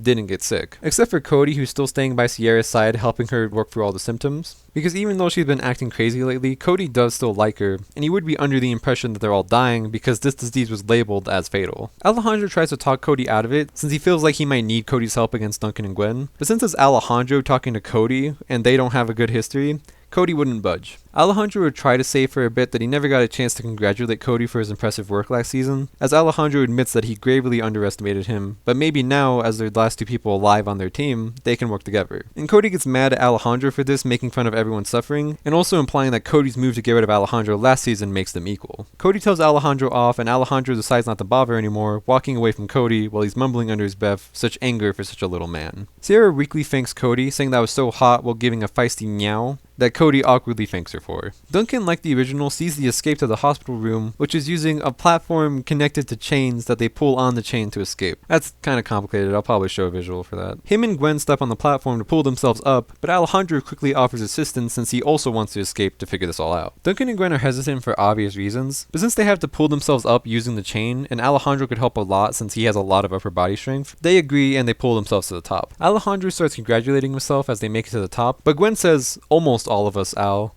before kicking Alejandro in the face, knocking him back into the room, as she calls it karma for making everyone think that she was a creep last season. Duncan and Gwen roll out of the room as they both go to look for clues. Cody holds Sierra in his arms as Sierra gets weaker, saying that she's gonna die and that this is it. Cody starts to panic, thinking she'll actually die, and then Sierra slowly pretends to lose consciousness with the idea that Cody will give her one last kiss before she goes. But Cody instead starts beating himself up over never telling her how he feels, and that he thinks they should have just taken a break. And just as Cody says this, Duncan and Gwen burst through the door, revealing the whole thing to be a charade. Everyone slowly starts to cure themselves with the reveal of this being a hoax, as Cody shakes Sierra, telling her she can get up now, and she's fine, but Sierra remains still, mumbling under her breath that she's suffering from a new pain: heartbreak. As she runs out of the room crying loudly, and Cody has a confessional saying that he had hoped she didn't hear that last part, but he guesses he was wrong. Now, I really don't know who would get the reward on the winning team. I mean, frankly, it doesn't matter, it's a reward challenge. But I think there's a really interesting opportunity here. Now, I could say that Gwen's loved one is her mom or something, but because I think it's fitting, I want to say that Gwen's loved one is Trent. In seeing that it's Trent, Duncan would let Gwen see him since he doesn't really care too much, but he does feel kinda bad for going behind Gwen's back to vote him off. And since she won the challenge for the team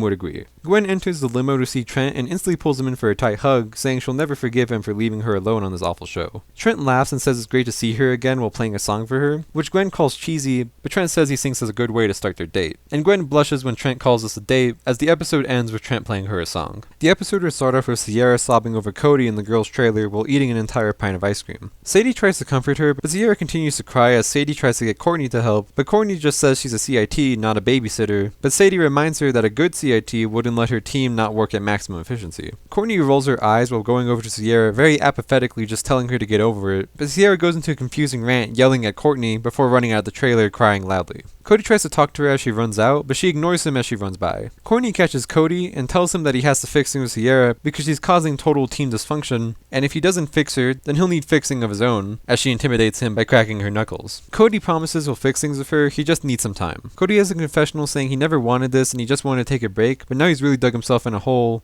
that he has to get out of. Tyler is in the kitchen making food with Chef for part of his training, as Tyler asks why he needs to cook now since he's sure today's challenge isn't food related. Chef admits that it isn't and he just wanted help in the kitchen. Also, he's still mad at Tyler for blowing it in the prison episode, so this is his punishment. Tyler apologizes saying he buckled, even saying that they shouldn't be cheating like this anymore as it's starting to get to him. Since we saw in World Tour with the Gwen and Duncan secret that Tyler is really bad at keeping secrets, so the pressure is starting to get to Tyler at this point. Chef tells Tyler that this isn't a matter of his opinion, as Chef tells him that he'll make sure to help Tyler today since it's actually an elimination episode, and he will heed his advice this time or there will be dire consequences. Owen asks Gwen how last night was with Trent, while making kissy sounds which make Gwen blush as she tries to act cool about it, saying it was fine, while Owen points out her blushing making her lifeless face look like something, as Owen backtracks once he sees that Gwen took some offense to that. Alejandro walks into the catering tent with an eye patch over the eye that Gwen kicked last episode, as Gwen, Owen, and Izzy make fun of him, calling him a pirate and such. Alejandro has a confessional fuming at Gwen while looking at himself in a mirror, breaking it in half in his hands while saying Gwen will pay for this. Duncan comes up to also poke fun at Alejandro's eye patch, but Gwen just walks off as Duncan is confused. Gwen says it was cool that Duncan let her have a night with Trent, but what was 10 times less cool was voting him out in the first place, and she's still mad about it. For the gaffers deciding who their scarer will be, I think both Duncan and Izzy are in contention, since Duncan really wants to be the scarer to mess with Harold, but Izzy's really insistent on being the scarer like the original. Harold is scared, arguing against Duncan being the scarer,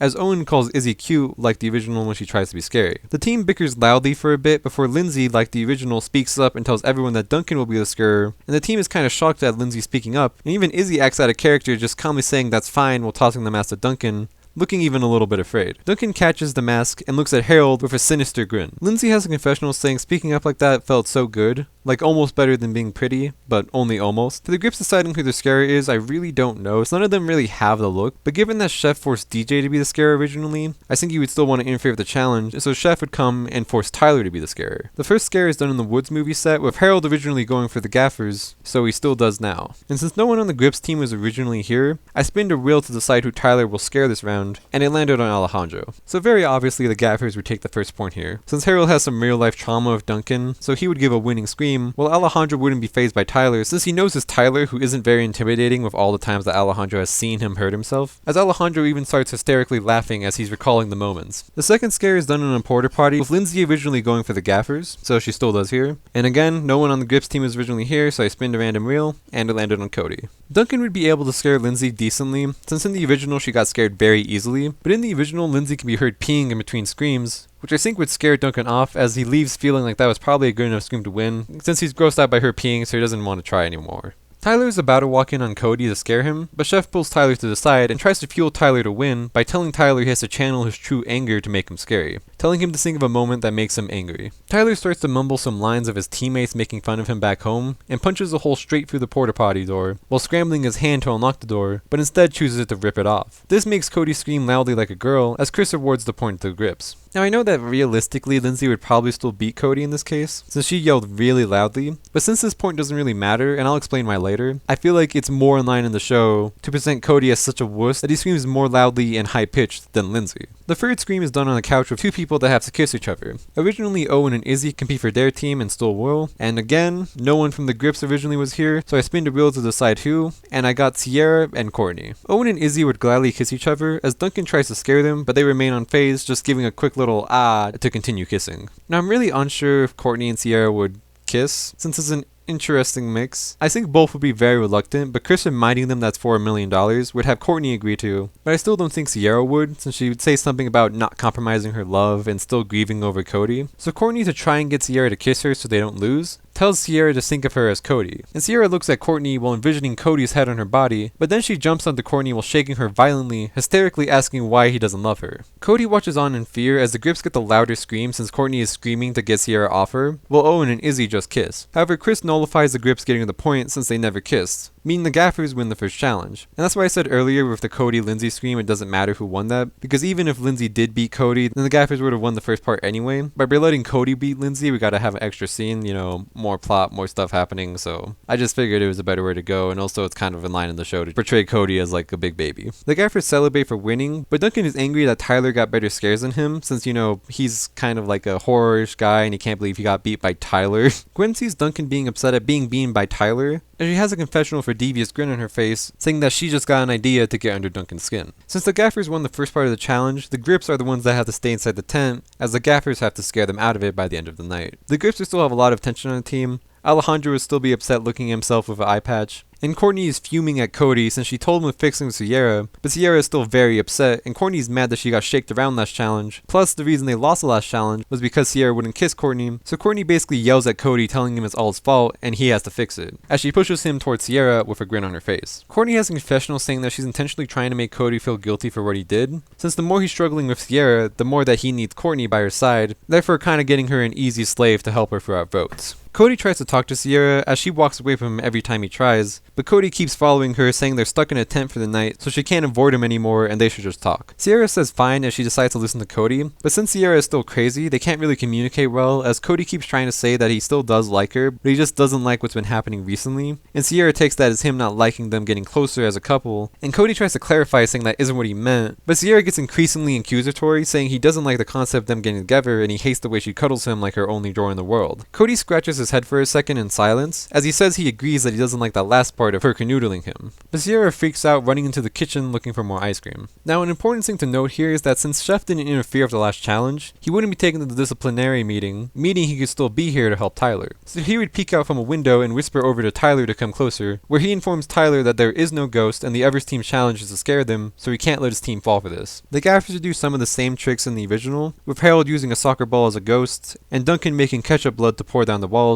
but like the original, Tyler plays the role of Lindsay, debunking them both as tricks to prevent his team from running out. Gwen decides this is a good time to try out her plan, and she turns to Lindsay, asking if she has any good ideas. The team laughs at first since Lindsay is not scary at all, and laughs even more when Lindsay says bad makeup. But that suggestion actually gives Gwen an idea to use makeup to make someone look ghostly, which basically leads to DJ's idea originally of hanging someone above and having them look like a ghost. And having this ghostly looking person in front of them with the lights turning off would be enough to make all the Grips scared as they leave, as Tyler, even with Chef telling him it's fake, would think that Chef is wrong when face to face with an actual ghost. The Gaffers celebrate as Gwen praises Lindsay for a good plan, saying she's really been on top top of it today. Gwen does somewhat mean this, but she's also intentionally saying it earshot of Duncan, because her plan is to try and make Lindsay seem more valuable than Duncan to hurt his pride. Duncan has a confessional saying he doesn't really care too much for being bested by other people, but Tyler and Lindsay in a horror-themed challenge, Papa Duncan doesn't like that. Lindsay is happy that Gwen is praising her, thinking that her plan to get Gwen to like her is finally starting to work. As she hugs Gwen, which Gwen is very uncomfortable in, but doesn't push her away. Chef confronts Tyler after the challenge, furious as he calls Tyler useless. But this time Tyler stands his ground and says Chef's right, this isn't working, so Tyler wants a different sort of help. Tyler wants Chef to properly train him to be good at challenges, be stronger, faster, and smarter. And he doesn't want to be given illegal information anymore, since both times it's gone wrong. Chef tells Tyler that trying to train him is useless and he won't waste his time with it, which prompts Tyler to extort Chef, telling him that if he doesn't train Tyler, then Tyler will quit, and Chef will have no chance of getting the money at all. Chef tells Tyler he can't do this to him, and Tyler in response quotes Chef from earlier saying this isn't a matter of his opinion,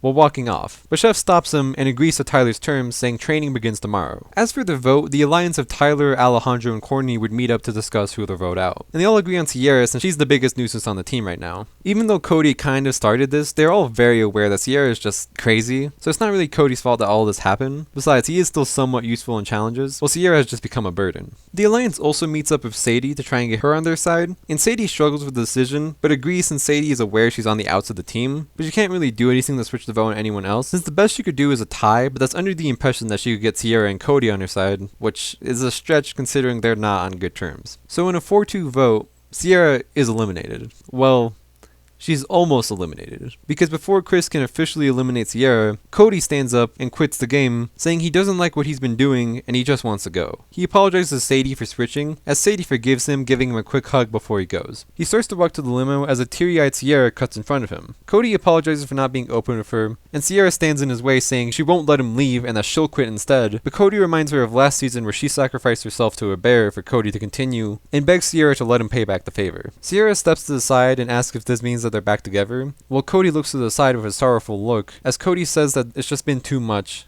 so it's over between them. Sierra gets sad but doesn't break out crying this time, as they have a final goodbye. Sierra walks back to the team as Courtney comforts Sierra, patting her on the back. Courtney has a confessional saying that her plan to make Cody dependent on her backfired, but luckily it resulted in Courtney getting someone even more dependent in her pocket. Courtney gives a cunning look into the camera as the episode ends. The episode would start off with playing the night before, where Alejandro is seen breaking into the girls' trailer and leaving it with something in his hands as he snickers. It would cut to morning where Gwen would be freaking out, as Lindsay wakes up and checks on Gwen to see her without any makeup on, having her look not goth. Now there's some things in the show that kind of suggest that Gwen's skin color is just her skin color and has nothing to do with makeup, but I started doing more research to try and see that because Gwen's she's very, very white, and I think it's obviously implied on a heavy level that it is makeup, but there are a lot of scenes with Gwen in water where she still has the white makeup. However, if you look at the Redonkulous race and you look at the goths, there's a very similar case to her with Crimson, where Crimson also is seen going into water, but during the episode where she goes on goth, we do see that the skin color we see her with naturally is makeup, and that she actually has a flesh-like skin color.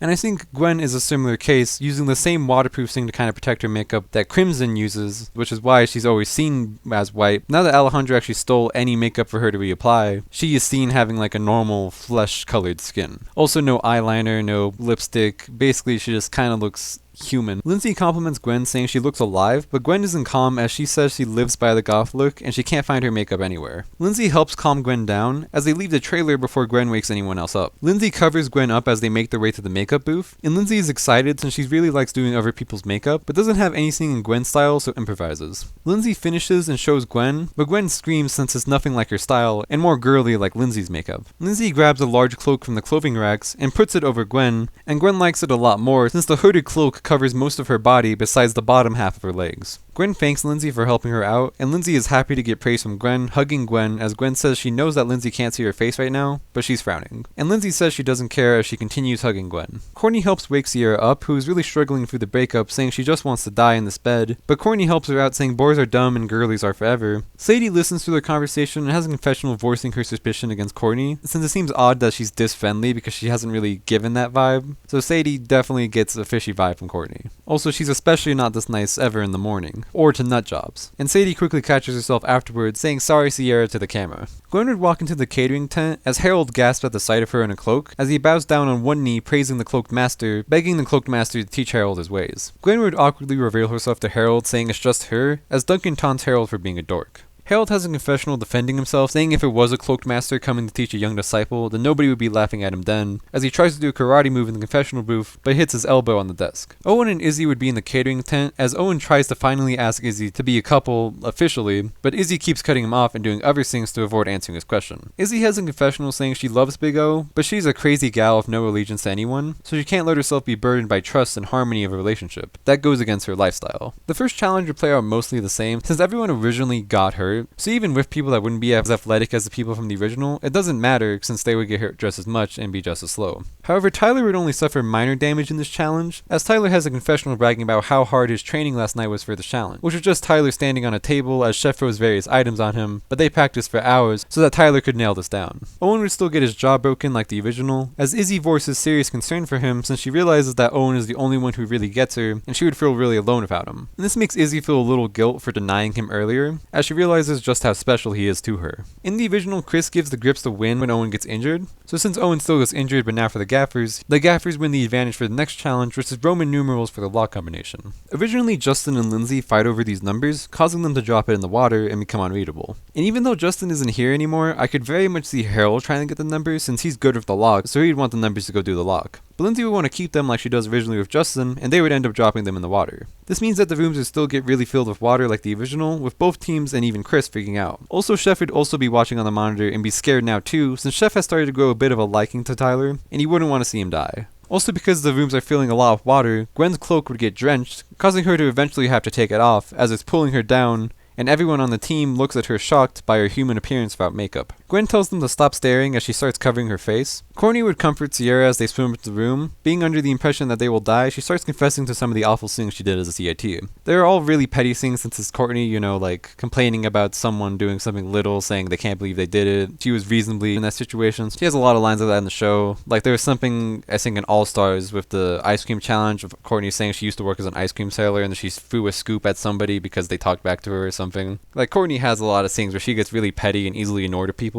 So she would start confessing to all that as a CIT to everyone to kind of cleanse her soul before she dies. And as the team listens to Courtney confess, Sadie goes back underwater as Tyler pulls her back up asking if she's alright. And Sadie just says she was trying to end her suffering sooner as she hates listening to Courtney's drama. Harold, like the original, would use his bendy straws and lockpicking skills to save the day, getting the Gaffers the reward, which I don't even remember what it was. I think it was like chips and soda or something because Chris tried to offer them a more luxurious reward, but it was dumb and they didn't care because they were going to die. Doesn't matter. Sierra catches Courtney after the challenge to talk with her and tells Courtney that she thought Courtney was just pretending to be friends with Sierra to get her as a number, but after hearing all of the range stuff that Courtney complains about with being a CIT, she sees why Courtney wants to be friends with her, because Courtney is just as obsessive and controlling as Sierra. So Sierra sees a lot of herself in Courtney, so she's more than willing to work with her, as Sierra walks off happily skipping. Courtney stutters for a second before having a confessional screaming at the idea of being compared to Sierra, but then the confessional has static to presumably cut way later, where Courtney says it was all part of the plan, as her left eye twitches while she says that. Alejandro's black eye at this point has now fully healed, so seeing as he's not having to suffer damaged looks, and Gwen already got her fair share of embarrassment, Alejandro decides to give her the makeup back. But seeing a prime opportunity to frame someone for stealing the makeup, Alejandro wouldn't want to pass that up. And since Alejandro and Duncan have been in a rivalry, and more importantly Duncan is the leader of the Gaffers team, Alejandro would hide Gwen's makeup under Duncan's bed. Now the only problem with that is that the makeup be in the boys' trailer, but Harold is someone who not only wouldn't like stealing, but he also doesn't like Duncan, so when he notices Gwen's makeup sticking out from under Duncan's bed, he returns it to Gwen saying he found it under Duncan's bed. Gwen is fuming since she can't believe Duncan would be so petty like that, just because Gwen wouldn't forgive him for voting out Trent, but she swears to Duncan that he will feel the embarrassment just like she did today. And the episode ends as Owen is brought back from medical with his jaw wired shut. Gwen and Lindsay would meet in the morning as Gwen suggests the idea that Lindsay should be the team's leader. And Lindsay agrees, being happy that Gwen thinks she's that capable, even suggesting the name Admiral Lindsay her hotness. Gwen does this to get back at Duncan for stealing her makeup last episode, since Gwen knows that nothing would get under Duncan's skin more than being replaced as a leader, especially if he's being replaced by Lindsay of all people. For the first part of the challenge where the teams have to make controlled paint blasts, the Gappers do have Duncan that did very well in this challenge originally, but since Gwen is trying to overthrow Duncan, Lindsay would propose herself as leader, and Harold instantly agrees since he and Duncan don't get along, and Izzy agrees if Lindsay lets her be in charge of the controlled blast. And Lindsay agrees to that, and since Izzy's going along with Lindsay being the leader, then Owen also agrees, effectively leading the whole team under Lindsay's control, as Duncan is shocked that everyone mutinied on him so quickly, saying the war theme must really be messing with their heads, as Duncan tries to laugh it off, but it's very obvious that he's bugged by it. Now I really have no clue what the groups would do for this challenge. Courtney, I imagine, would set up some sort of plan to control the blast, as Sierra quickly runs around willing to set them up since she likes having something to do to get her mind off Cody, also she's kind of friends with Courtney now.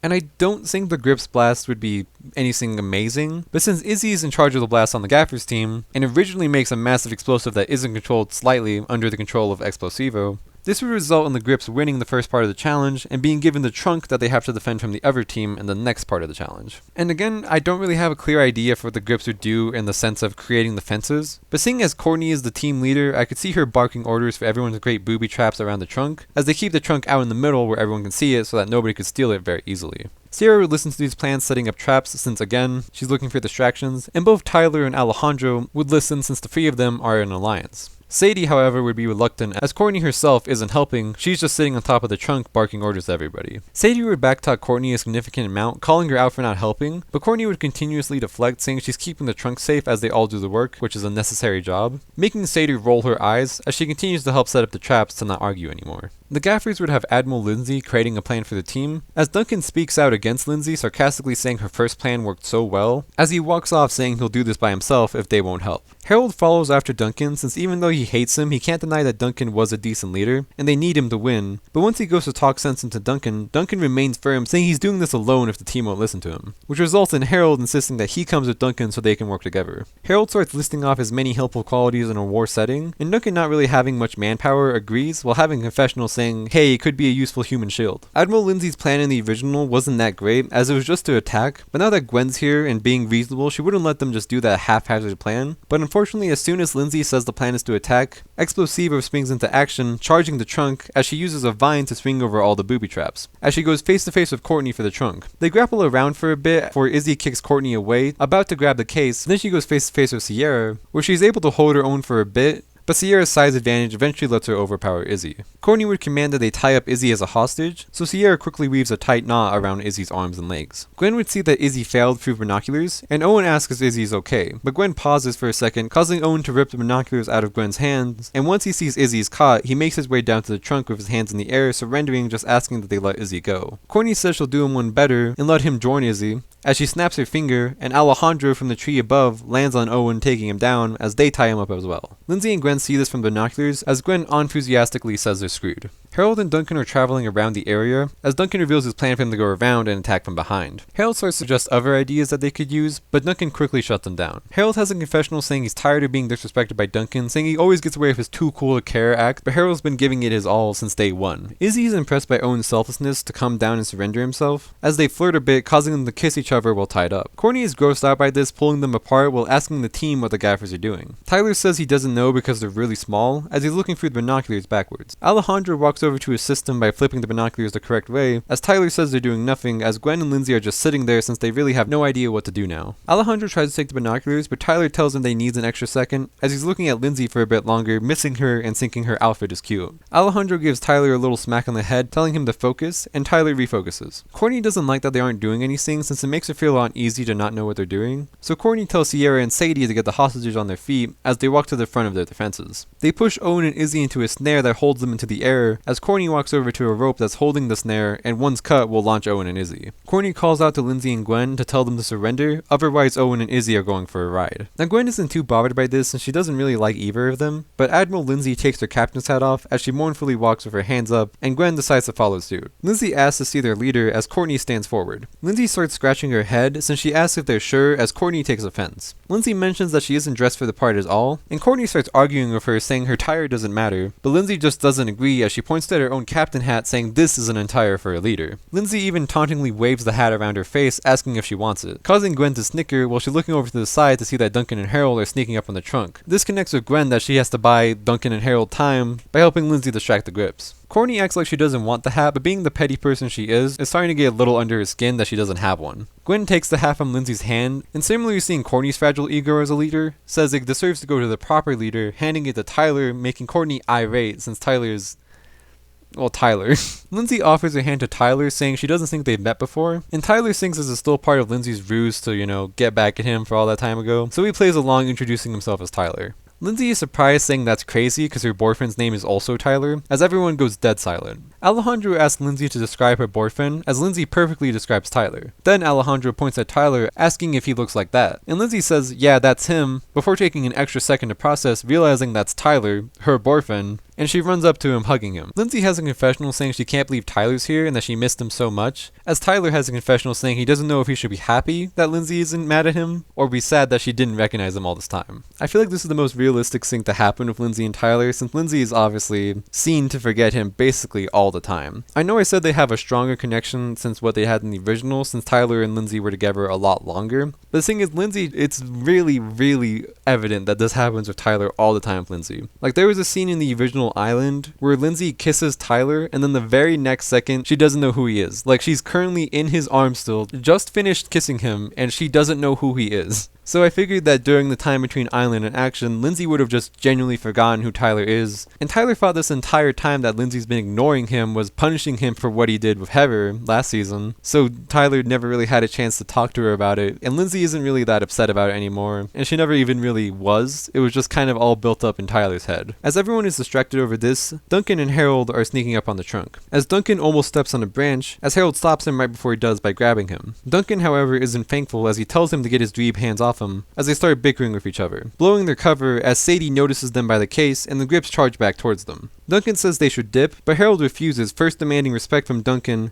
and Duncan, being hurried by the attack, admits that he doesn't think all of Harold is a loser, and that he values the very tiny part of him that isn't a loser. Harold thanks him, saying that's all he ever wanted, and then pulls out his numyos like the original, telling Duncan to take the case. Harold has a face-off against the team using his yo-yos to attack them, and now since the Grips team is much stronger than the team that he originally attacked, which was just of like Lindsay, Izzy, Owen, Beth, Justin, wasn't really that strong of a team, but now you have a couple stronger people here with Alejandro and Sierra, so I don't think Harold would be able to beat the team necessarily, but Harold would distract them long enough for Duncan to take the trunk back to their home base. Winning the gaff is a challenge as Gwen and Lindsay hug Duncan for winning it for them. Later in the catering tent, Duncan congratulates Harold after the challenge, saying he was pretty impressive back there, and he even thanks Harold for working with him when no one else would. Harold is about to talk, but Duncan tells him to not make it mushy as he walks off. Gwen meets with Duncan too and apologizes for helping Lindsay overthrow him, as Duncan asks what the big deal was since he understands that she was upset about him voting out Trent, but that was a while ago. And Gwen mentions him stealing her makeup as Duncan is very confused, making Duncan connect the dots and realize that she was tricked, making her feel like an idiot for believing it. Duncan says that he guesses they're even then, and Gwen agrees as they shake hands, not to really be friends, but just to like not be